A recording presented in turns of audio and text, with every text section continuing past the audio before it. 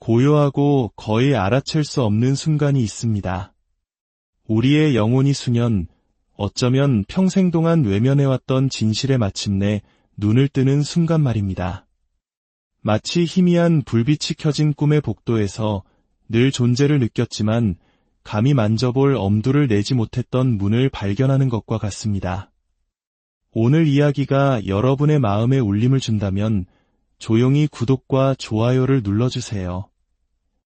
여러분의 작은 움직임이 비슷한 어둠 속에 있는 다른 이에게 빛을 전하는 소중한 나눔이 될 것입니다.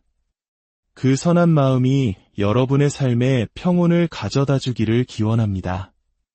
오랜 혼란과 갈망의 계절을 지나 나르시시스트의 본 모습을 보게 되는 것은 단순한 인지의 행위를 넘어 심오한 심리적 사건이며 깊이 공감하는 영혼을 위한 통과 의례이자 진화하는 영혼 그 자체를 위한 과정입니다.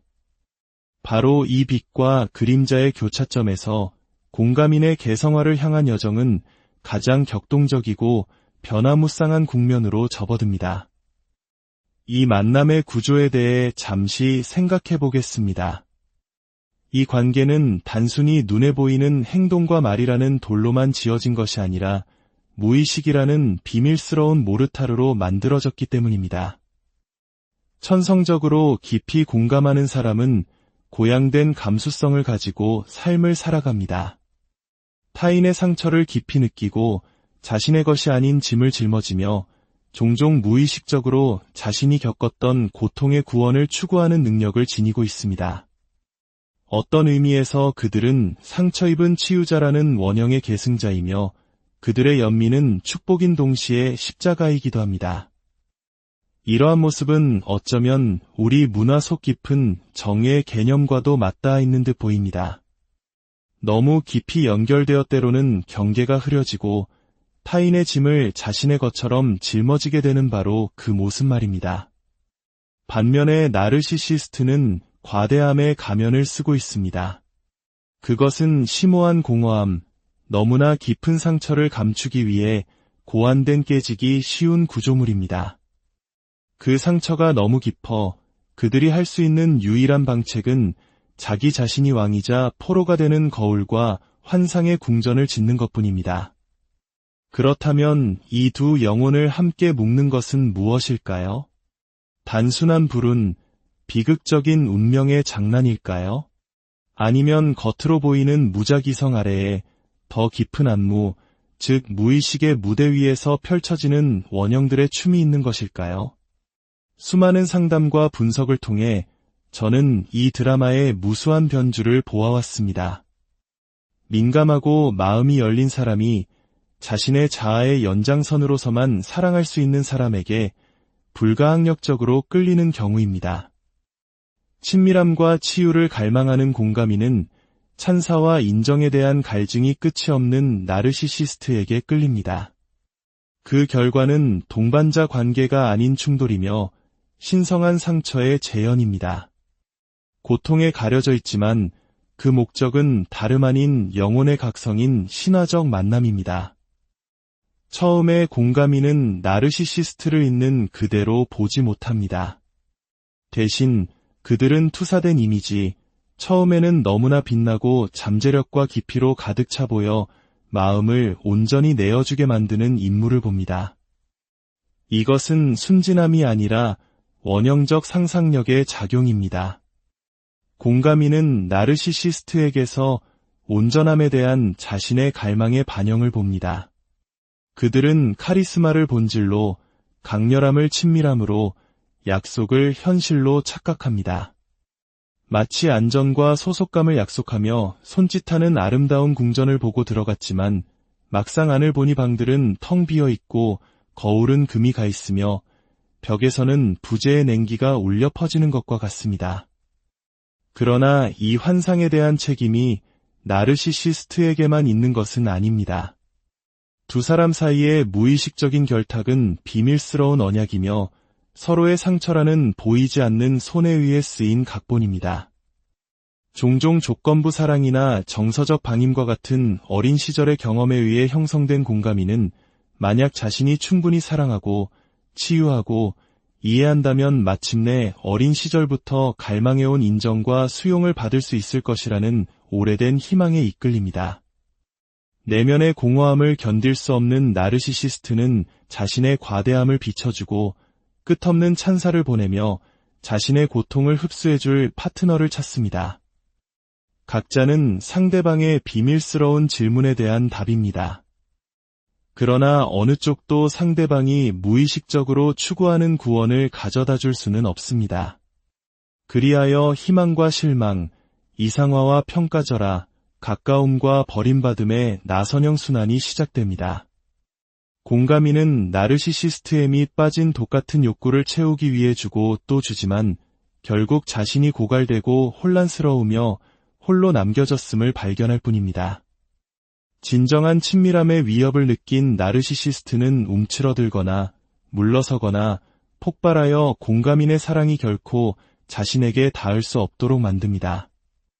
이것은 단순한 심리적 패턴이 아니라 에로스와 타나토스, 즉 사랑과 죽음, 결합과 분리, 빛과 그림자 사이의 고대 드라마를 상징적으로 재현하는 것입니다. 공감인은 나르시시스트의 정신이라는 미로에 갇혀 마주하면 마침내 자유로워질 수 있는 숨겨진 고통의 핵심, 즉 그리스 신화 속미궁의 괴물 미노타우로스를 찾아 끝없이 헤매게 됩니다. 나르시시스트 역시 이 이야기에서 단순히 악역만은 아니라는 점을 인식하는 것이 중요합니다. 그들 자신도 하나의 원형, 즉 자아의 왕국에서 추방되어 내면에서 찾을 수 없는 위대함을 비춰줄 거울을 찾아 헤매도록 운명 지어진 상처 입은 신에게 사로잡혀 있습니다. 그들의 잔인함은 그들 고통의 그림자이며 그들의 조종은 인정을 향한 필사적인 간청입니다. 이것을 보는 것은 그들의 해악을 용서하는 것이 아니라 그 이면에서 작동하는 더 깊은 논리를 이해하는 것입니다. 모든 고통의 패턴은 그 핵심의 의식을 향한 부름, 변화의 작업을 향한 소환이 담겨 있습니다. 그렇다면 공감이는 어떻게 해야 할까요?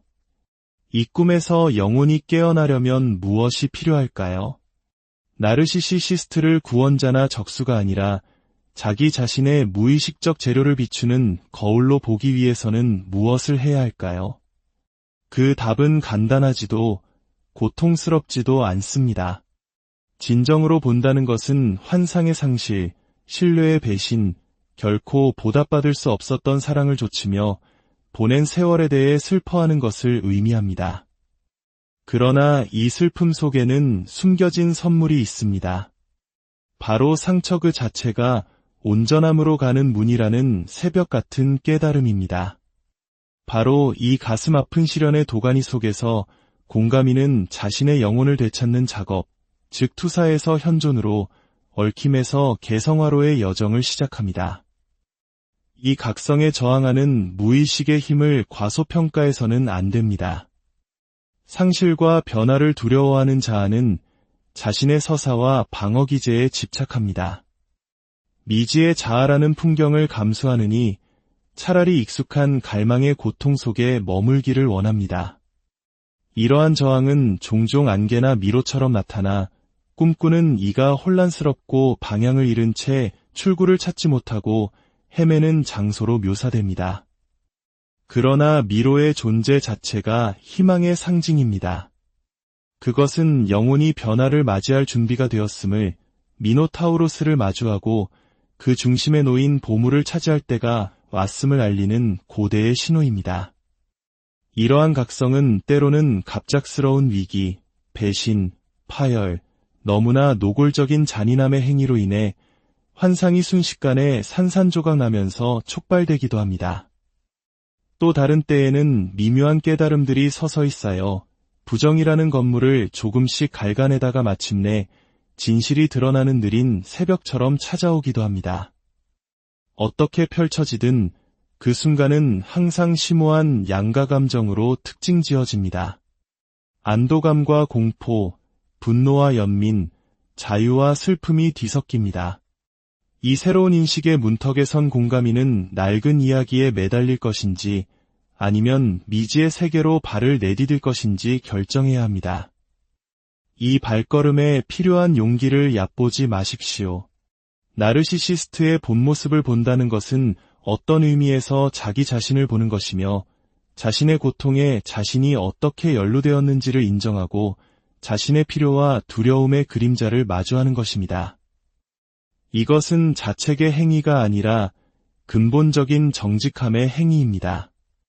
공감인에게 나르시시스트는 고문자일 뿐만 아니라 스승이며 영혼에 통합되지 않은 측면, 즉 인정과 치유를 갈망하는 추방된 부분들을 살아있는 형태로 구현한 존재입니다.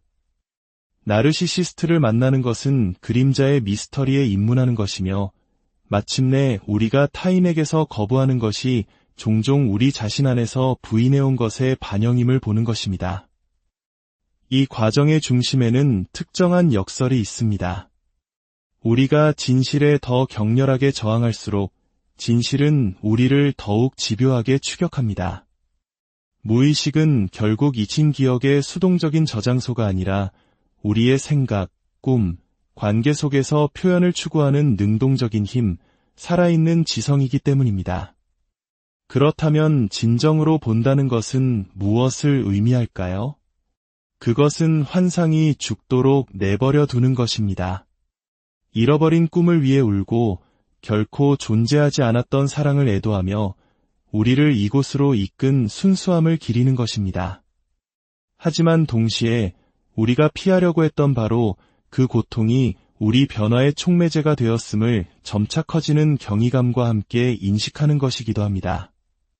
연금술의 언어로 흑화 단계인 니그레도는 재탄생의 전주곡입니다. 환상의 잿더미 속에서 더 이상 과거의 상처가 아닌 통합과 온전함의 약속에 의해 정의되는 새로운 자아가 형성되기 시작합니다. 이 단계에서 개성화의 작업은 가능할 뿐만 아니라 필연적이 됩니다. 구원하거나 고통받으려는 강박에서 벗어난 공감이는 마침내 내면으로 향하여 정신의 광대하고 미개척된 영역을 탐험하고 나르시시스트에게 투사되었던 자신의 잃어버린 부분들을 되찾을 수 있습니다. 꿈속에서 이것은 어두운 숲을 통과하는 여정, 지하 세계로의 하강, 또는 안내와 보호를 제공하는 지혜로운 노인과의 만남으로 나타날 수 있습니다. 이것들은 단순한 환상이 아니라 무의식이 가장 깊은 진실을 전달하는 상징들입니다. 혹시 당신도 나르시시스트를 사랑하는 고통, 다른 사람의 필요라는 미로 속에서 자신을 잃어버리는 혼란을 겪어본 적이 있습니까? 그렇다면 당신은 혼자가 아니라는 것을 아십시오. 당신이 걷는 이 길은 고대의 길이며 수많은 영혼들이 당신보다 먼저 걸어갔습니다. 그것은 고통의 길이지만 또한 계시의 길이며 어둠의 심장부로 들어가는 여정이지만 궁극적으로는 빛으로 인도하는 길입니다. 그러나 빛이 밝아오기 전에 밤을 견뎌내야 합니다. 지름길도 우회로도 영혼의 작업으로부터의 탈출구도 없습니다. 나르시시스트의 본 모습을 보는 것은 시작에 불과합니다. 진짜 과제는 앞에 놓여 있습니다. 드러난 것을 통합하고 고통을 지혜로 변형시키며 자기 자신 및 세상과 새로운 관계를 맺는 과제 말입니다. 이것이 바로 위대한 작업, 영혼의 오프스 마그눔이며 변화의 불길 속으로 기꺼이 들어가려는 모든 이에게 열려 있습니다. 환상이 깨지고 새로운 명료함이 약속되는 그 경계의 공간에 머무는 것, 그 자체만으로도 경유할 만한 과제입니다. 깨달음의 여파 속에서 영혼은 종종 확실성과 해결책을 갈망하지만 정신은 직선으로 전개되지 않습니다. 그 성장은 앵무족의 껍질에 느린 나선형과 닮아 항상 같은 축을 중심으로 돌며 각 상처, 각 기억, 각 가능성을 반복해서 건드립니다. 나르시시스트의 가면이 벗겨지고 그 아래의 진짜 얼굴을 엿보았을 때 드러나는 것은 무엇일까요? 첫 번째 인식은 종종 칼날처럼 날카로운 고통입니다. 거울의 사막에서 얼마나 오랫동안 물을 찾아 헤맸는지, 담을 수 없는 그릇에 얼마나 많은 사랑을 쏟아부었는지를 깨닫는 고통입니다. 고대 그리스인들은 이를 이해했습니다. 그들은 신들을 하늘뿐만 아니라 인간의 가슴 속에도 두었기 때문입니다. 물에 비친 자신의 모습을 끝없이 바라보던 나르키소스는 단순히 자기 집착에 대한 경고가 아니라 자신의 투사라는 주문에 걸린 영혼의 신화적 이미지였습니다. 다른 사람의 말을 반복하도록 저주받은 ним프 에코는 나르시시스트의 현실에 갇혀 그 과정에서 자신의 목소리와 형태를 잃어버린 공감인을 상징합니다. 그들의 비극은 우리의 비극이며 그들의 운명은 경고이자 지도입니다. 이 마법에서 깨어나는 것은 무엇보다도 잃어버린 목소리를 되찾는 것입니다. 타인의 필요에 너무나 잘 맞춰져 있고 다른 사람의 변덕스러운 기분을 읽는데 능숙했던 공감이는 종종 자신의 내면 세계의 조용한 음악을 소홀히 해왔습니다. 나르시시스트의 주문이 깨졌을 때 갑작스럽고 종종 두려운 침묵이 찾아옵니다. 한때 갈망과 상실의 드라마로 가득 찼던 공간이 이제 텅 비어 다른 사람의 상처에 더 이상 소모되지 않을 때 나는 누구인가? 라는 질문으로 메아리칩니다. 이 질문에 쉽게 답할 수는 없습니다. 왜냐하면 그것은 우리가 오랫동안 피했던 바로 그 깊이로 내려가도록 요구하기 때문입니다. 공감인의 치유는 나르시시스트에 대한 비난에서 시작되는 것이 아니라 기꺼이 내면으로 향하여 자신의 갈망의 뿌리를 찾으려는 의지에서 시작됩니다. 이것은 비난의 행위가 아니라 심오한 책임감의 행위입니다. 우리의 고통이 타인에 의해 가해졌지만 동시에 우리 자신의 정신의 윤곽에 의해 형성된다는 깨달음입니다. 나르시시스트는 이 빛 속에서 단순한 적이 아니라 깨어있는 마음이 피하고 싶어하는 것을 드러내기 위해 무의식이 보낸 살아있는 수수께끼, 즉 신탁이자 적수가 됩니다. 그렇게 환상이 무너지고 모든 것이 무너져 내린 것처럼 보일 때 우리는 위대한 미지의 벼랑 끝에 서게 됩니다. 바로 여기서 진정한 작업이 시작됩니다. 공허함 속에 머물며 모든 실망 아래에서 속삭이는 목소리에 귀를 기울이려는 의지와 함께 말입니다.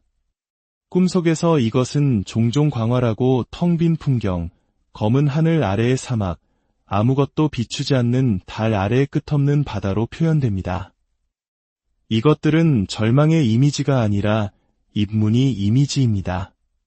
자아가 습관적인 확신에서 벗어났으며 이제 무의식의 지성을 신뢰하는 법을 배워야 함을 알리는 신호입니다.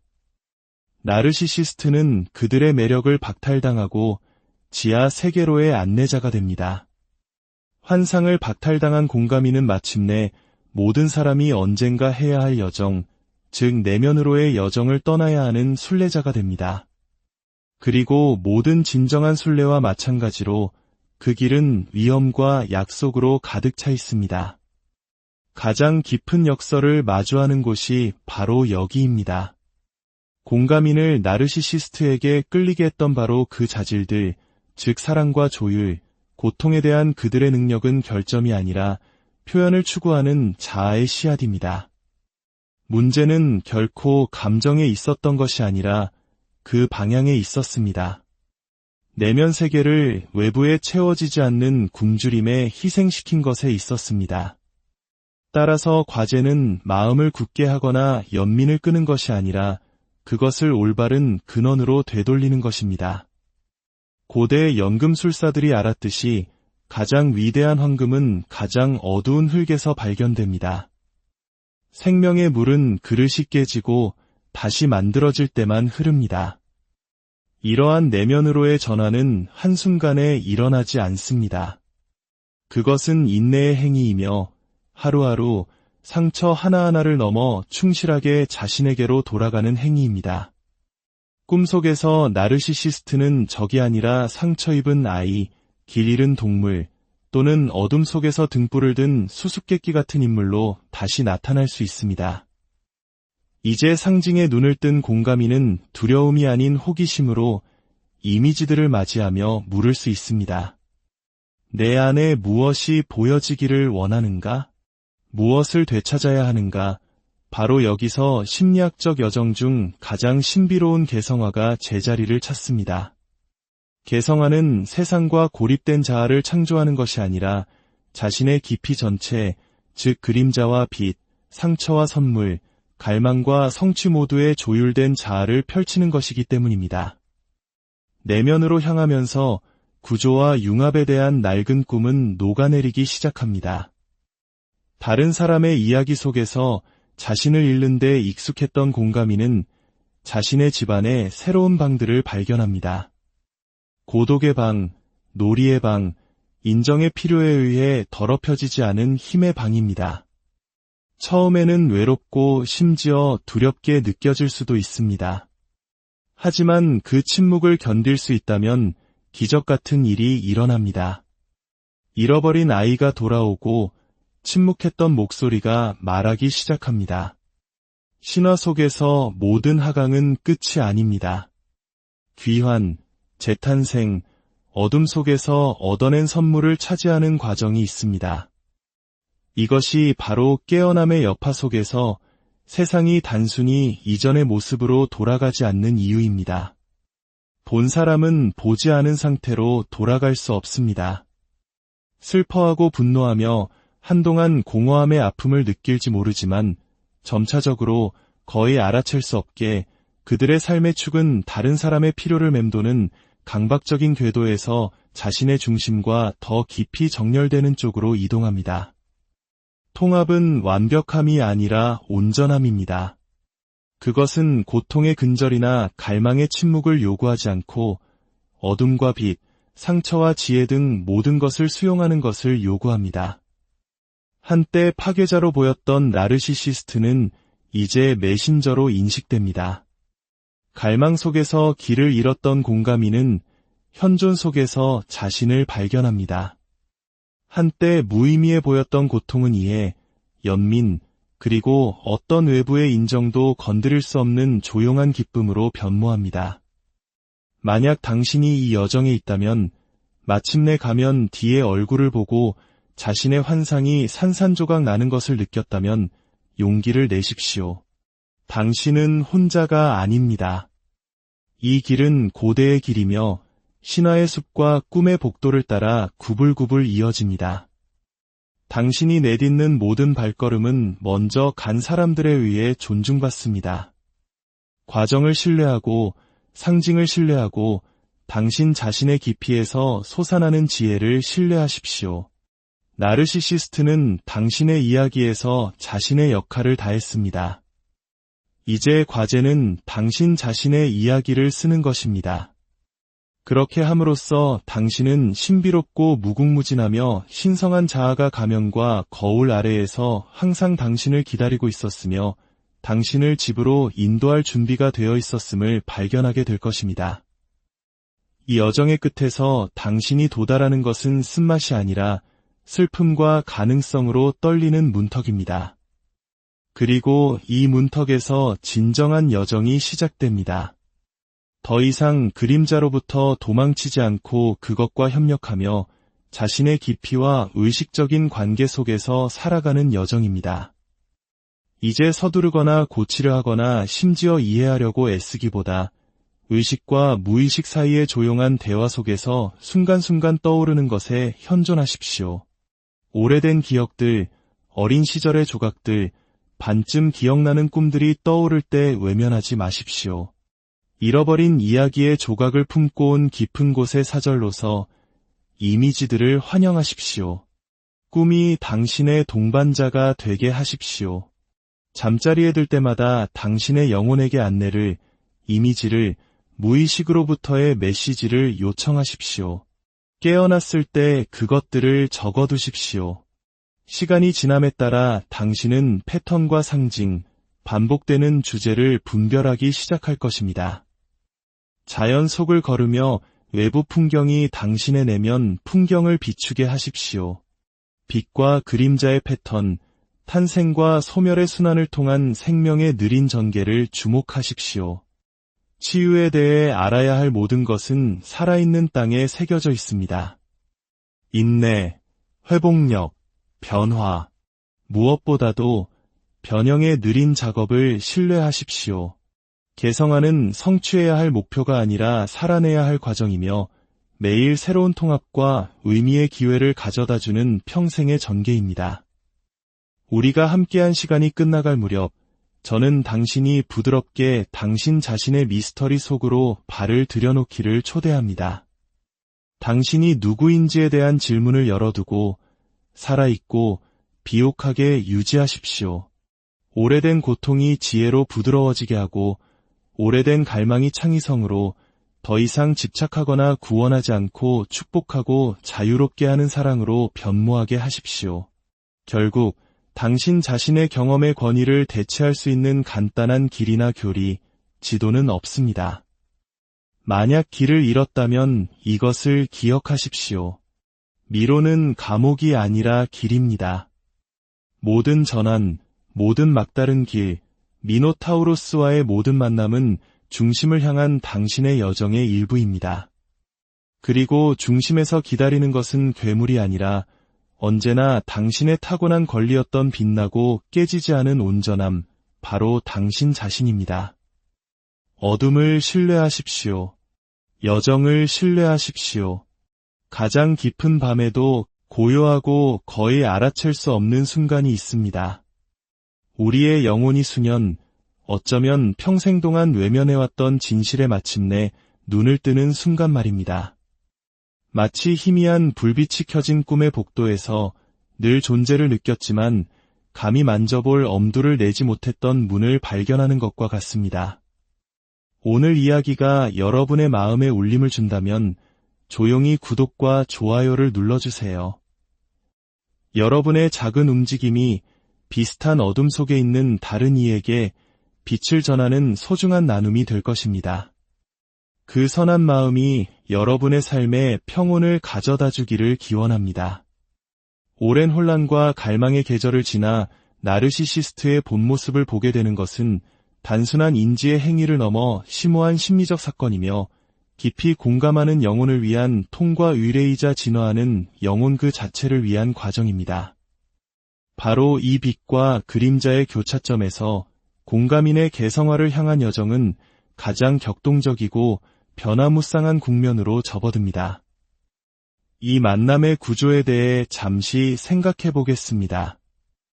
이 관계는 단순히 눈에 보이는 행동과 말이라는 돌로만 지어진 것이 아니라 무의식이라는 비밀스러운 모르타르로 만들어졌기 때문입니다. 천성적으로 깊이 공감하는 사람은 고양된 감수성을 가지고 삶을 살아갑니다. 타인의 상처를 깊이 느끼고 자신의 것이 아닌 짐을 짊어지며 종종 무의식적으로 자신이 겪었던 고통의 구원을 추구하는 능력을 지니고 있습니다. 어떤 의미에서 그들은 상처 입은 치유자라는 원형의 계승자이며 그들의 연민은 축복인 동시에 십자가이기도 합니다. 이러한 모습은 어쩌면 우리 문화 속 깊은 정의의 개념과도 맞닿아 있는 듯 보입니다. 너무 깊이 연결되어 때로는 경계가 흐려지고 타인의 짐을 자신의 것처럼 짊어지게 되는 바로 그 모습 말입니다. 반면에 나르시시스트는 과대함의 가면을 쓰고 있습니다. 그것은 심오한 공허함, 너무나 깊은 상처를 감추기 위해 고안된 깨지기 쉬운 구조물입니다. 그 상처가 너무 깊어 그들이 할 수 있는 유일한 방책은 자기 자신이 왕이자 포로가 되는 거울과 환상의 궁전을 짓는 것뿐입니다. 그렇다면 이 두 영혼을 함께 묶는 것은 무엇일까요? 단순한 불운, 비극적인 운명의 장난일까요? 아니면 겉으로 보이는 무작위성 아래에 더 깊은 안무, 즉 무의식의 무대 위에서 펼쳐지는 원형들의 춤이 있는 것일까요? 수많은 상담과 분석을 통해 저는 이 드라마의 무수한 변주를 보아왔습니다. 민감하고 마음이 열린 사람이 자신의 자아의 연장선으로서만 사랑할 수 있는 사람에게 불가항력적으로 끌리는 경우입니다. 친밀함과 치유를 갈망하는 공감인은 찬사와 인정에 대한 갈증이 끝이 없는 나르시시스트에게 끌립니다. 그 결과는 동반자 관계가 아닌 충돌이며 신성한 상처의 재현입니다. 고통에 가려져 있지만 그 목적은 다름 아닌 영혼의 각성인 신화적 만남입니다. 처음에 공가미는 나르시시스트를 있는 그대로 보지 못합니다. 대신 그들은 투사된 이미지, 처음에는 너무나 빛나고 잠재력과 깊이로 가득 차 보여 마음을 온전히 내어주게 만드는 인물을 봅니다. 이것은 순진함이 아니라 원형적 상상력의 작용입니다.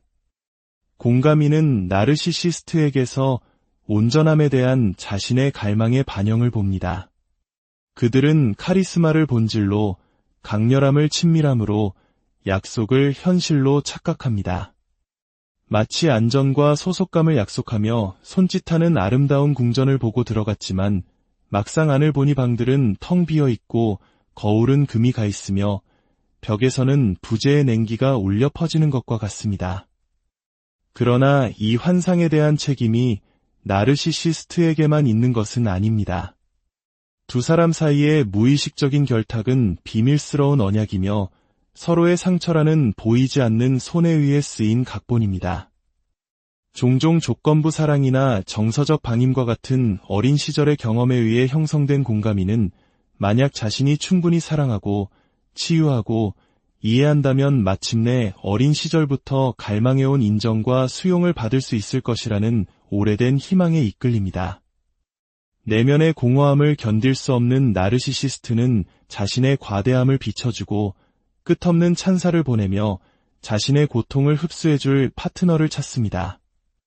각자는 상대방의 비밀스러운 질문에 대한 답입니다. 그러나 어느 쪽도 상대방이 무의식적으로 추구하는 구원을 가져다 줄 수는 없습니다.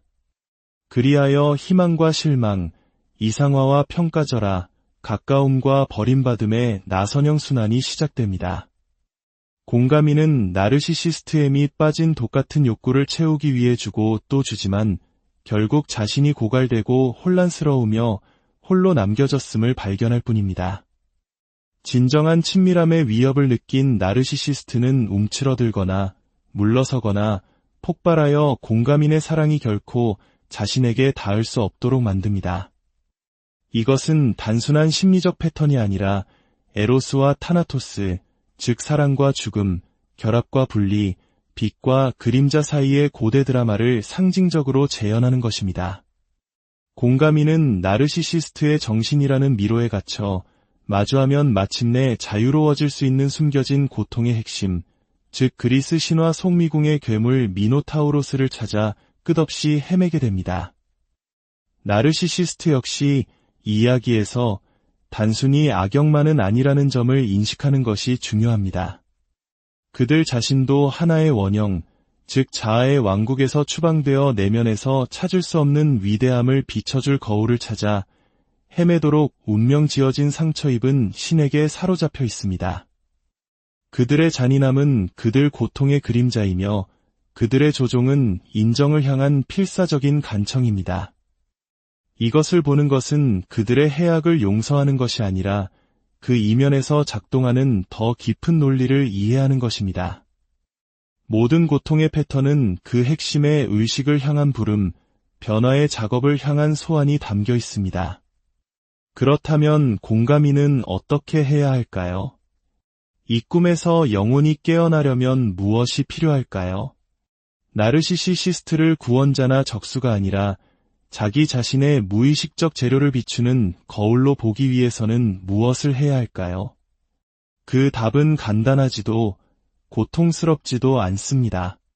진정으로 본다는 것은 환상의 상실, 신뢰의 배신, 결코 보답받을 수 없었던 사랑을 조치며 보낸 세월에 대해 슬퍼하는 것을 의미합니다. 그러나 이 슬픔 속에는 숨겨진 선물이 있습니다. 바로 상처 그 자체가 온전함으로 가는 문이라는 새벽 같은 깨달음입니다. 바로 이 가슴 아픈 시련의 도가니 속에서 공가미는 자신의 영혼을 되찾는 작업, 즉 투사에서 현존으로, 얽힘에서 개성화로의 여정을 시작합니다. 이 각성에 저항하는 무의식의 힘을 과소평가해서는 안 됩니다. 상실과 변화를 두려워하는 자아는 자신의 서사와 방어기제에 집착합니다. 미지의 자아라는 풍경을 감수하느니 차라리 익숙한 갈망의 고통 속에 머물기를 원합니다. 이러한 저항은 종종 안개나 미로처럼 나타나 꿈꾸는 이가 혼란스럽고 방향을 잃은 채 출구를 찾지 못하고 헤매는 장소로 묘사됩니다. 그러나 미로의 존재 자체가 희망의 상징입니다. 그것은 영혼이 변화를 맞이할 준비가 되었음을, 미노타우로스를 마주하고 그 중심에 놓인 보물을 차지할 때가 왔음을 알리는 고대의 신호입니다.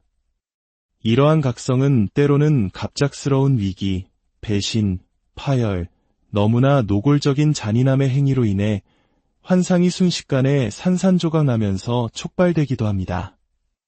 또 다른 때에는 미묘한 깨달음들이 서서히 쌓여 부정이라는 건물을 조금씩 갈가내다가 마침내 진실이 드러나는 느린 새벽처럼 찾아오기도 합니다. 어떻게 펼쳐지든 그 순간은 항상 심오한 양가 감정으로 특징지어집니다. 안도감과 공포, 분노와 연민, 자유와 슬픔이 뒤섞입니다. 이 새로운 인식의 문턱에 선 공감이는 낡은 이야기에 매달릴 것인지 아니면 미지의 세계로 발을 내디딜 것인지 결정해야 합니다. 이 발걸음에 필요한 용기를 얕보지 마십시오. 나르시시스트의 본 모습을 본다는 것은 어떤 의미에서 자기 자신을 보는 것이며 자신의 고통에 자신이 어떻게 연루되었는지를 인정하고 자신의 필요와 두려움의 그림자를 마주하는 것입니다. 이것은 자책의 행위가 아니라 근본적인 정직함의 행위입니다.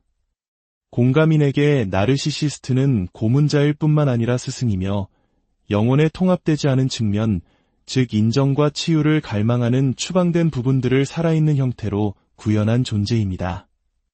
나르시시스트를 만나는 것은 그림자의 미스터리에 입문하는 것이며 마침내 우리가 타인에게서 거부하는 것이 종종 우리 자신 안에서 부인해온 것의 반영임을 보는 것입니다. 이 과정의 중심에는 특정한 역설이 있습니다. 우리가 진실에 더 격렬하게 저항할수록 진실은 우리를 더욱 집요하게 추격합니다. 무의식은 결국 잊힌 기억의 수동적인 저장소가 아니라 우리의 생각, 꿈, 관계 속에서 표현을 추구하는 능동적인 힘, 살아있는 지성이기 때문입니다. 그렇다면 진정으로 본다는 것은 무엇을 의미할까요? 그것은 환상이 죽도록 내버려 두는 것입니다. 잃어버린 꿈을 위해 울고 결코 존재하지 않았던 사랑을 애도하며 우리를 이곳으로 이끈 순수함을 기리는 것입니다. 하지만 동시에 우리가 피하려고 했던 바로 그 고통이 우리 변화의 촉매제가 되었음을 점차 커지는 경이감과 함께 인식하는 것이기도 합니다. 연금술의 언어로 흑화 단계인 니그레도는 재탄생의 전주곡입니다. 환상의 잿더미 속에서 더 이상 과거의 상처가 아닌 통합과 온전함의 약속에 의해 정의되는 새로운 자아가 형성되기 시작합니다. 이 단계에서 개성화의 작업은 가능할 뿐만 아니라 필연적이 됩니다. 구원하거나 고통받으려는 강박에서 벗어난 공감이는 마침내 내면으로 향하여 정신의 광대하고 미개척된 영역을 탐험하고 나르시시스트에게 투사되었던 자신의 잃어버린 부분들을 되찾을 수 있습니다. 꿈속에서 이것은 어두운 숲을 통과하는 여정, 지하 세계로의 하강, 또는 안내와 보호를 제공하는 지혜로운 노인과의 만남으로 나타날 수 있습니다. 이것들은 단순한 환상이 아니라 무의식이 가장 깊은 진실을 전달하는 상징들입니다. 혹시 당신도 나르시시스트를 사랑하는 고통, 다른 사람의 필요라는 미로 속에서 자신을 잃어버리는 혼란을 겪어본 적이 있습니까? 그렇다면 당신은 혼자가 아니라는 것을 아십시오. 당신이 걷는 이 길은 고대의 길이며 수많은 영혼들이 당신보다 먼저 걸어갔습니다. 그것은 고통의 길이지만 또한 계시의 길이며 어둠의 심장부로 들어가는 여정이지만 궁극적으로는 빛으로 인도하는 길입니다. 그러나 빛이 밝아오기 전에 밤을 견뎌내야 합니다. 지름길도 우회로도 영혼의 작업으로부터의 탈출구도 없습니다. 나르시시스트의 본 모습을 보는 것은 시작에 불과합니다. 진짜 과제는 앞에 놓여 있습니다. 드러난 것을 통합하고 고통을 지혜로 변형시키며 자기 자신 및 세상과 새로운 관계를 맺는 과제 말입니다. 이것이 바로 위대한 작업, 영혼의 오프스 마그눔이며 변화의 불길 속으로 기꺼이 들어가려는 모든 이에게 열려 있습니다. 환상이 깨지고 새로운 명료함이 약속되는 그 경계의 공간에 머무는 것, 그 자체만으로도 경유할 만한 과제입니다. 깨달음의 여파 속에서 영혼은 종종 확실성과 해결책을 갈망하지만 정신은 직선으로 전개되지 않습니다. 그 성장은 앵무족의 껍질에 느린 나선형과 닮아 항상 같은 축을 중심으로 돌며 각 상처, 각 기억, 각 가능성을 반복해서 건드립니다. 나르시시스트의 가면이 벗겨지고 그 아래의 진짜 얼굴을 엿보았을 때 드러나는 것은 무엇일까요? 첫 번째 인식은 종종 칼날처럼 날카로운 고통입니다. 거울의 사막에서 얼마나 오랫동안 물을 찾아 헤맸는지, 담을 수 없는 그릇에 얼마나 많은 사랑을 쏟아부었는지를 깨닫는 고통입니다. 고대 그리스인들은 이를 이해했습니다. 그들은 신들을 하늘뿐만 아니라 인간의 가슴 속에도 두었기 때문입니다. 물에 비친 자신의 모습을 끝없이 바라보던 나르키소스는 단순히 자기 집착에 대한 경고가 아니라 자신의 투사라는 주문에 걸린 영혼의 신화적 이미지였습니다. 다른 사람의 말을 반복하도록 저주받은 ним프 에코는 나르시시스트의 현실에 갇혀 그 과정에서 자신의 목소리와 형태를 잃어버린 공감인을 상징합니다. 그들의 비극은 우리의 비극이며 그들의 운명은 경고이자 지도입니다. 이 마법에서 깨어나는 것은 무엇보다도 잃어버린 목소리를 되찾는 것입니다. 타인의 필요에 너무나 잘 맞춰져 있고 다른 사람의 변덕스러운 기분을 읽는데 능숙했던 공감이는 종종 자신의 내면 세계의 조용한 음악을 소홀히 해왔습니다. 나르시시스트의 주문이 깨졌을 때 갑작스럽고 종종 두려운 침묵이 찾아옵니다. 한때 갈망과 상실의 드라마로 가득 찼던 공간이 이제 텅 비어 다른 사람의 상처에 더 이상 소모되지 않을 때 나는 누구인가? 라는 질문으로 메아리칩니다.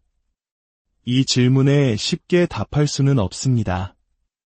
왜냐하면 그것은 우리가 오랫동안 피했던 바로 그 깊이로 내려가도록 요구하기 때문입니다. 공감인의 치유는 나르시시스트에 대한 비난에서 시작되는 것이 아니라 기꺼이 내면으로 향하여 자신의 갈망의 뿌리를 찾으려는 의지에서 시작됩니다. 이것은 비난의 행위가 아니라 심오한 책임감의 행위입니다. 우리의 고통이 타인에 의해 가해졌지만 동시에 우리 자신의 정신의 윤곽에 의해 형성된다는 깨달음입니다.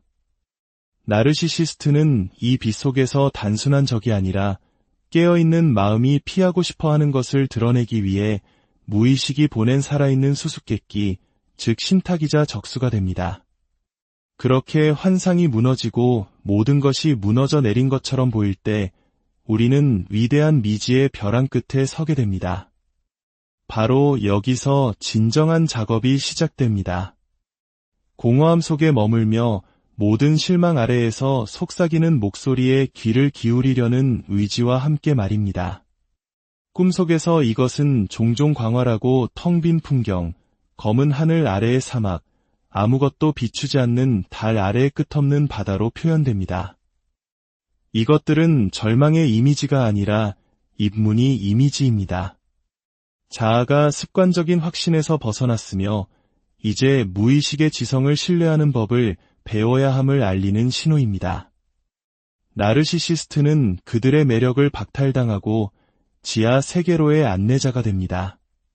환상을 박탈당한 공감인은 마침내 모든 사람이 언젠가 해야 할 여정, 즉 내면으로의 여정을 떠나야 하는 순례자가 됩니다. 그리고 모든 진정한 순례와 마찬가지로 그 길은 위험과 약속으로 가득 차 있습니다. 가장 깊은 역설을 마주하는 곳이 바로 여기입니다. 공감인을 나르시시스트에게 끌리게 했던 바로 그 자질들, 즉 사랑과 조율, 고통에 대한 그들의 능력은 결점이 아니라 표현을 추구하는 자아의 씨앗입니다. 문제는 결코 감정에 있었던 것이 아니라 그 방향에 있었습니다.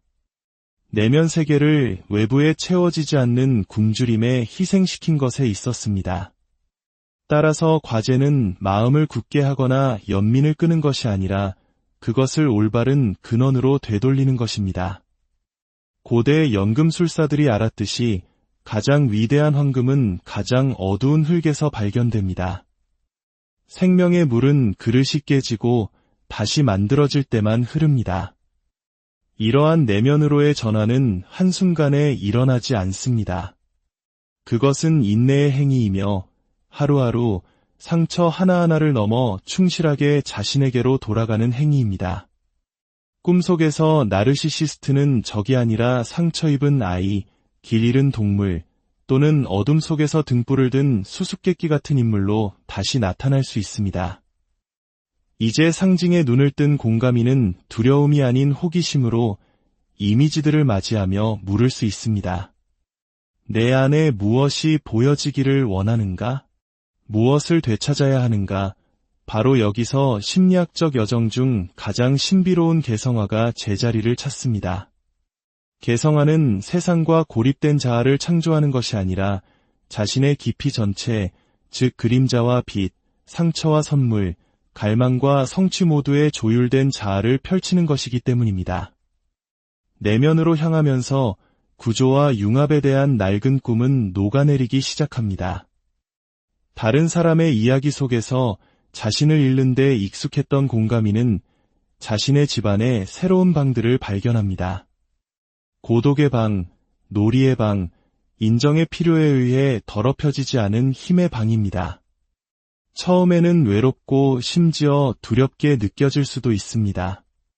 하지만 그 침묵을 견딜 수 있다면 기적 같은 일이 일어납니다. 잃어버린 아이가 돌아오고 침묵했던 목소리가 말하기 시작합니다. 신화 속에서 모든 하강은 끝이 아닙니다. 귀환, 재탄생, 어둠 속에서 얻어낸 선물을 차지하는 과정이 있습니다. 이것이 바로 깨어남의 여파 속에서 세상이 단순히 이전의 모습으로 돌아가지 않는 이유입니다. 본 사람은 보지 않은 상태로 돌아갈 수 없습니다. 슬퍼하고 분노하며 한동안 공허함의 아픔을 느낄지 모르지만 점차적으로 거의 알아챌 수 없게 그들의 삶의 축은 다른 사람의 필요를 맴도는 강박적인 궤도에서 자신의 중심과 더 깊이 정렬되는 쪽으로 이동합니다. 통합은 완벽함이 아니라 온전함입니다. 그것은 고통의 근절이나 갈망의 침묵을 요구하지 않고 어둠과 빛, 상처와 지혜 등 모든 것을 수용하는 것을 요구합니다. 한때 파괴자로 보였던 나르시시스트는 이제 메신저로 인식됩니다. 갈망 속에서 길을 잃었던 공감이는 현존 속에서 자신을 발견합니다. 한때 무의미해 보였던 고통은 이해, 연민, 그리고 어떤 외부의 인정도 건드릴 수 없는 조용한 기쁨으로 변모합니다. 만약 당신이 이 여정에 있다면 마침내 가면 뒤의 얼굴을 보고 자신의 환상이 산산조각 나는 것을 느꼈다면 용기를 내십시오. 당신은 혼자가 아닙니다. 이 길은 고대의 길이며 신화의 숲과 꿈의 복도를 따라 구불구불 이어집니다. 당신이 내딛는 모든 발걸음은 먼저 간 사람들에 의해 존중받습니다. 과정을 신뢰하고 상징을 신뢰하고 당신 자신의 깊이에서 솟아나는 지혜를 신뢰하십시오. 나르시시스트는 당신의 이야기에서 자신의 역할을 다했습니다. 이제 과제는 당신 자신의 이야기를 쓰는 것입니다. 그렇게 함으로써 당신은 신비롭고 무궁무진하며 신성한 자아가 가면과 거울 아래에서 항상 당신을 기다리고 있었으며 당신을 집으로 인도할 준비가 되어 있었음을 발견하게 될 것입니다. 이 여정의 끝에서 당신이 도달하는 것은 쓴맛이 아니라 슬픔과 가능성으로 떨리는 문턱입니다. 그리고 이 문턱에서 진정한 여정이 시작됩니다. 더 이상 그림자로부터 도망치지 않고 그것과 협력하며 자신의 깊이와 의식적인 관계 속에서 살아가는 여정입니다. 이제 서두르거나 고치려 하거나 심지어 이해하려고 애쓰기보다 의식과 무의식 사이의 조용한 대화 속에서 순간순간 떠오르는 것에 현존하십시오. 오래된 기억들, 어린 시절의 조각들, 반쯤 기억나는 꿈들이 떠오를 때 외면하지 마십시오. 잃어버린 이야기의 조각을 품고 온 깊은 곳의 사절로서 이미지들을 환영하십시오.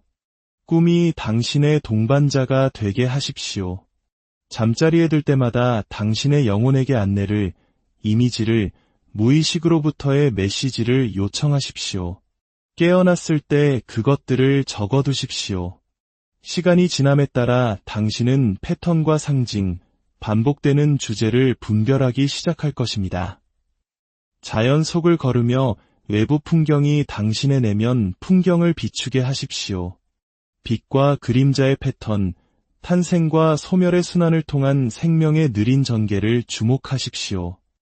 치유에 대해 알아야 할 모든 것은 살아있는 땅에 새겨져 있습니다. 인내, 회복력, 변화, 무엇보다도 변형의 느린 작업을 신뢰하십시오. 개성화는 성취해야 할 목표가 아니라 살아내야 할 과정이며 매일 새로운 통합과 의미의 기회를 가져다주는 평생의 전개입니다. 우리가 함께한 시간이 끝나갈 무렵 저는 당신이 부드럽게 당신 자신의 미스터리 속으로 발을 들여놓기를 초대합니다. 당신이 누구인지에 대한 질문을 열어두고 살아있고 비옥하게 유지하십시오.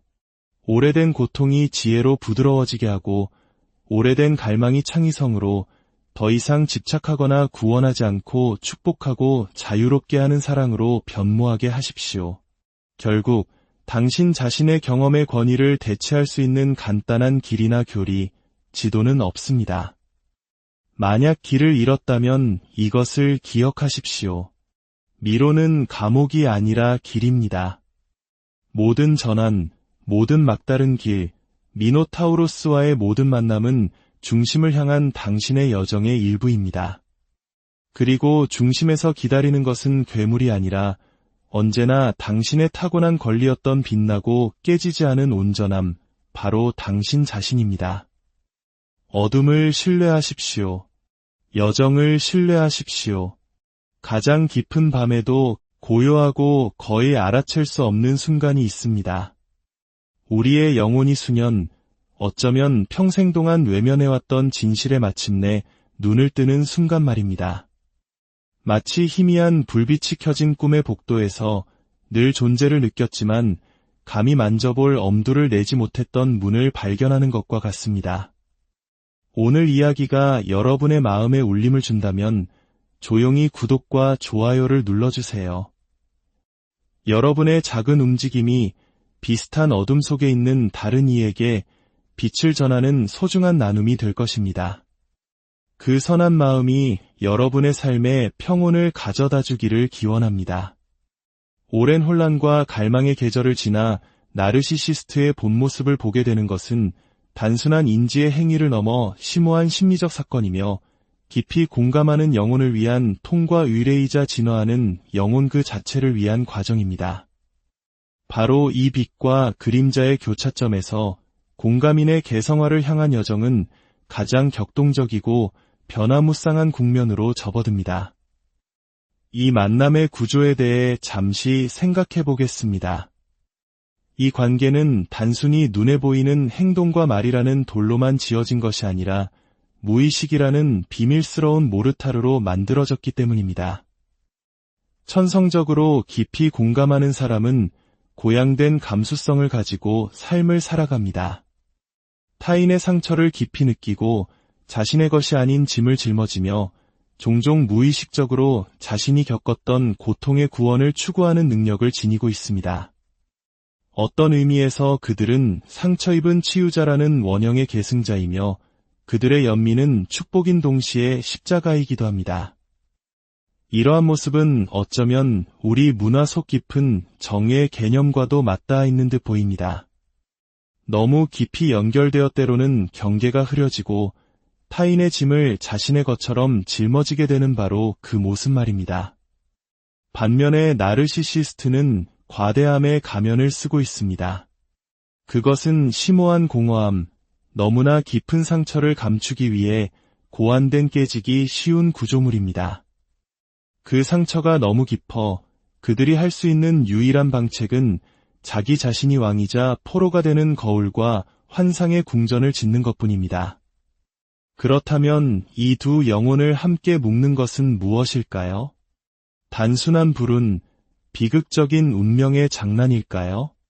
아니면 겉으로 보이는 무작위성 아래에 더 깊은 안무, 즉 무의식의 무대 위에서 펼쳐지는 원형들의 춤이 있는 것일까요? 수많은 상담과 분석을 통해 저는 이 드라마의 무수한 변주를 보아왔습니다.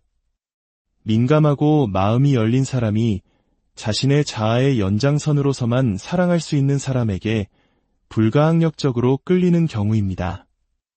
친밀함과 치유를 갈망하는 공감이는 찬사와 인정에 대한 갈증이 끝이 없는 나르시시스트에게 끌립니다. 그 결과는 동반자 관계가 아닌 충돌이며 신성한 상처의 재현입니다. 고통에 가려져 있지만 그 목적은 다름 아닌 영혼의 각성인 신화적 만남입니다. 처음에 공감이는 나르시시스트를 있는 그대로 보지 못합니다. 대신 그들은 투사된 이미지, 처음에는 너무나 빛나고 잠재력과 깊이로 가득 차 보여 마음을 온전히 내어주게 만드는 인물을 봅니다. 이것은 순진함이 아니라 원형적 상상력의 작용입니다. 공감이는 나르시시스트에게서 온전함에 대한 자신의 갈망의 반영을 봅니다. 그들은 카리스마를 본질로, 강렬함을 친밀함으로, 약속을 현실로 착각합니다. 마치 안전과 소속감을 약속하며 손짓하는 아름다운 궁전을 보고 들어갔지만 막상 안을 보니 방들은 텅 비어 있고 거울은 금이 가 있으며 벽에서는 부재의 냉기가 울려 퍼지는 것과 같습니다. 그러나 이 환상에 대한 책임이 나르시시스트에게만 있는 것은 아닙니다.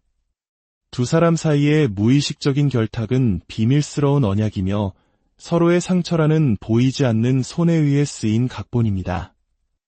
종종 조건부 사랑이나 정서적 방임과 같은 어린 시절의 경험에 의해 형성된 공감이는 만약 자신이 충분히 사랑하고 치유하고 이해한다면 마침내 어린 시절부터 갈망해온 인정과 수용을 받을 수 있을 것이라는 오래된 희망에 이끌립니다. 내면의 공허함을 견딜 수 없는 나르시시스트는 자신의 과대함을 비춰주고 끝없는 찬사를 보내며 자신의 고통을 흡수해줄 파트너를 찾습니다. 각자는 상대방의 비밀스러운 질문에 대한 답입니다. 그러나 어느 쪽도 상대방이 무의식적으로 추구하는 구원을 가져다 줄 수는 없습니다. 그리하여 희망과 실망, 이상화와 평가절하, 가까움과 버림받음의 나선형 순환이 시작됩니다. 공감이는 나르시시스트에 미 빠진 독 같은 욕구를 채우기 위해 주고 또 주지만 결국 자신이 고갈되고 혼란스러우며 홀로 남겨졌음을 발견할 뿐입니다. 진정한 친밀함의 위협을 느낀 나르시시스트는 움츠러들거나 물러서거나 폭발하여 공감인의 사랑이 결코 자신에게 닿을 수 없도록 만듭니다. 이것은 단순한 심리적 패턴이 아니라 에로스와 타나토스, 즉 사랑과 죽음, 결합과 분리, 빛과 그림자 사이의 고대 드라마를 상징적으로 재현하는 것입니다. 공감이는 나르시시스트의 정신이라는 미로에 갇혀 마주하면 마침내 자유로워질 수 있는 숨겨진 고통의 핵심, 즉 그리스 신화 속미궁의 괴물 미노타우로스를 찾아 끝없이 헤매게 됩니다. 나르시시스트 역시 이 이야기에서 단순히 악역만은 아니라는 점을 인식하는 것이 중요합니다. 그들 자신도 하나의 원형, 즉 자아의 왕국에서 추방되어 내면에서 찾을 수 없는 위대함을 비춰줄 거울을 찾아 헤매도록 운명 지어진 상처 입은 신에게 사로잡혀 있습니다. 그들의 잔인함은 그들 고통의 그림자이며 그들의 조종은 인정을 향한 필사적인 간청입니다. 이것을 보는 것은 그들의 해악을 용서하는 것이 아니라 그 이면에서 작동하는 더 깊은 논리를 이해하는 것입니다. 모든 고통의 패턴은 그 핵심의 의식을 향한 부름, 변화의 작업을 향한 소환이 담겨 있습니다. 그렇다면 공감이는 어떻게 해야 할까요? 이 꿈에서 영혼이 깨어나려면 무엇이 필요할까요? 나르시시스트를 구원자나 적수가 아니라 자기 자신의 무의식적